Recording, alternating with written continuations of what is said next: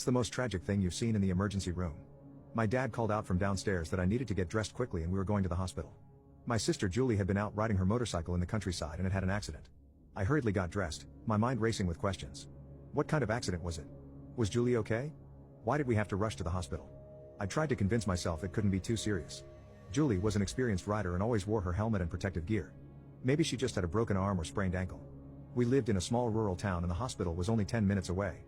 The drive felt much longer as I sat anxiously in the backseat of my dad's old Ford pickup, staring out into the darkness. The summer evening was still warm, the air thick and humid. Crickets chirped loudly from the roadside fields. When we arrived at the hospital, the emergency room was eerily quiet. A nurse led us to a small private waiting room. The room was cold and sterile, with just a few worn chairs and outdated magazines. My parents asked about Julie's condition, but the nurse said only that she was in surgery now and the doctor would speak with us soon. My mom started to cry softly into a crumpled tissue. My dad paced the room, running his hands through his graying hair. I sat stunned in a hard plastic chair, realizing for the first time that Julie must be seriously injured. But how? What could have happened? Was she hit by a car that didn't see her motorcycle? Did she lose control on a dark country road? After what felt like hours, a surgeon appeared. His expression was grim as he explained that Julie had been driving down a winding road when a pickup truck crossed over into her lane. She swerved to avoid the truck but lost control and crashed into a ditch. She suffered major head trauma and internal injuries. They were doing everything they could in surgery, but her condition was critical. I listened in disbelief. My sister, just 1 year older than me and my closest friend, was fighting for her life mere steps away.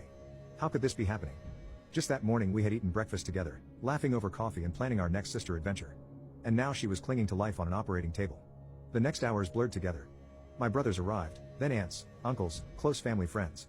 Our small waiting room overflowed with nervous energy and quiet prayer. People talked in hushed whispers or stared blankly at the walls.